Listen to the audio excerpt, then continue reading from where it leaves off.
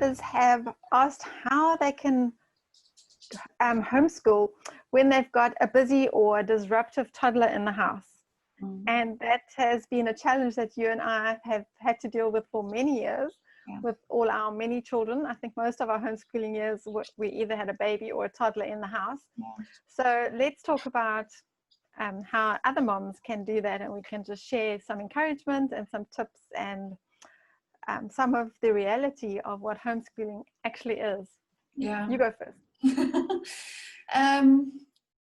Yeah, you know, it's short, it's a long time ago, but I think that one of the things that got me through was a sense of humor, because some days are just ridiculous. There's nothing else to say about it. And to make sure that the plan that you've got for the day doesn't rank higher than the relationship between you and your toddler, between the siblings, to just hold that up as the most important thing. Because if that is, then if you get 2 hours of work done, or whether you get 20 minutes of work done, it doesn't really matter, because at the end of the day, the relationships are intact. And I think that would be the starting point for me, is just to remember what we are actually doing. Sure, it's about home education, but it's more so about the relationships that we are building within our children and with us and our children. So keep that as the central idea and focus, and then let everything fit in around that. That's so true, because if you think about it as the mom, we always think about the bookwork as the lesson. But when a toddler comes and disrupts your day or does something, how you respond is a priceless lesson for your children that you don't find in the pages of a book. And I often talk about all these lessons that you don't find in the pages of the book, but we forget about them because we're trying to get through an agenda. Even if it's not in a book, it might be an art project or a science project or learning a new skill with a child. And then this so-called disruption comes along.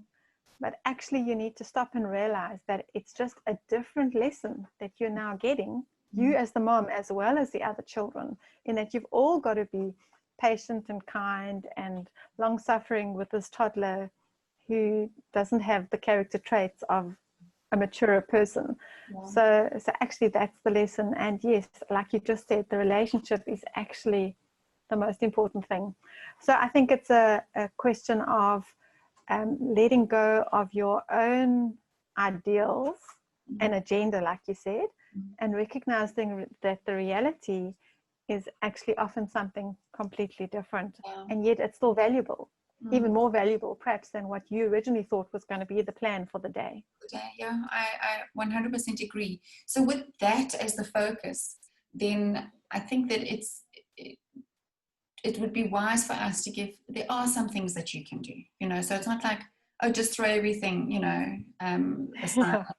There are some things that you can do. And one of the things that we started when the kids were little and has continued on now with Gavin and I is an early morning walk. I just found that with the kids on their wheelie bikes or on a pram or whatever, the little one tended to get, you know, the stimulation, the interaction, that sort of thing. And then we could go home and set the toddler up. Generally, I would spend time alone with the youngest, whether it would be breastfeeding a child and then I would, you know, try and read with an older one at the same time or whatever, but spend time first with the little one, knob puzzles, reading a book, or, you know, and then set them up with their own special toys that they only ever saw during sort of schooling time.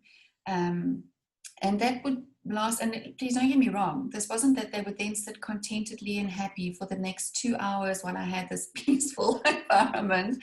It wasn't like that at all. It would be, you know, like 10 minutes maximum with maybe 3, Mom, come and look at my horse, or Mom, look at this, you know, whatever it was. That was one of the things that I did. And the other thing that comes to mind before I ask you what your tips were is that I used to try and assign an older child to a younger one. So for instance, Jess would read to David, or Jess would sit and play Play-Doh with David, and I would be busy with my middle 2 children doing something that needed a bit more focused attention. And then, you know, those two, one of them would take a turn and go and play in the sandpit with the toddler, or go and ride wheelie bikes, while I did, you know, more focused work with the older child. So I used my children to serve one another in that way by playing with the little one. What were some of the things, practical things that you did with your bunch? Very similar. I also found that if I started the morning and kind of filled the love tank of the little toddler, like spend some time doing something, put the child on my lap and we'd read a book together or did something like that, then the child would be quite happy to just go and sit on the floor near us and play with their blocks or look at picture books or do some other activity like that. And so that was often a good strategy. But if you're ignoring the little one all morning because you're trying to get to what you think is more important, that's when they kind of become demanding and disruptive and have little tantrums, and they're just trying to get your attention. So if you give them the attention first, then they're happy, and then they generally are happy to go off and do something. And then the other thing was often just to let the little one sit at the table with us. Sometimes we'd use the high chair and just draw or scribble or play with blocks on the table, but just be part of what we were doing. If we were sitting at a table and the children were perhaps doing bookwork like maths or something like that. If we were reading, then we'd all pile on the couch or something and include the little one if he or she wanted to join us. Yeah, otherwise the child would have free reign of the rest of the house, and sometimes we'd get there and find rolls of toilet paper that have been unraveled or baby powder sprinkled on the carpet, and all those kind of fun things that you've then got to go and fix up afterwards. So generally it was better to keep the toddler in sight, because otherwise it cost you time in fixing the damage. I was just thinking back to you know, putting into the baby's love tank first. I think one of the things that moms have no shortage of their whole lives is guilt. Maybe you're not like that, but you know, mom Absolutely. guilt. No, I'm with you. Mom guilt is a huge thing, and one of the things that it's there for is to say, listen, something is wrong with this, or you know, you need to be a bit more introspective or whatever. But you know, if it's something more than that, you need to just toss it. And one of the ways to deal with the mom guilt around the little one in the home is exactly what you said, is to make sure that you spend that time with them. So when you're looking at what you want to do in the day or the week or whatever, just make sure that you spend the time with the little one. Yes, first, I think is always a very settling, calming thing for them. And then you kind of deal with the mom guilt in that way. So you don't get to the end of the day having, you know, 3 worksheets and an amazing art project, but feeling rotten because you know that you just said, shh, not now, or go sit down, or, you know, that sort of thing all day long. So, yeah. I think the other thing that all homeschool moms do, but especially ones with toddlers, is that we compare our homes with other people's homes. And other homeschooling moms maybe don't have a toddler, or they've got somebody that's hired to help in the home, or they've got older children that you don't have, or something like that. And regardless what the situation is, if you're doing that, you're going to always find some area where you come up short. And that's why we often say that homeschool moms suffer from the disease of, am I doing enough? Because you always think that there's something more you should be doing. But these are your children. You're in this season now, and you've actually just got to embrace it and make the most of it. And what you can't get done in these years, you'll do when they're older, because they're not going to be small forever. And, you know, every season just has different challenges, but yeah, you've just got to realize the reality of it, that it's not what you imagine in your head is the ideal homeschool.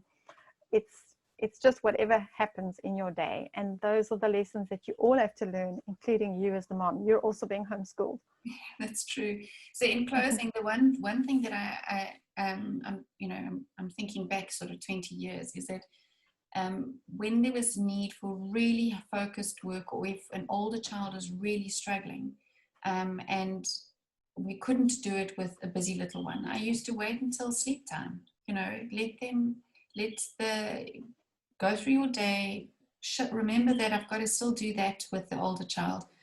If the toddler doesn't sleep, I'm out of ideas. But if the toddler has an afternoon nap, you know, pull the struggling child in, you know, and work quietly along with them in that little window that you've got.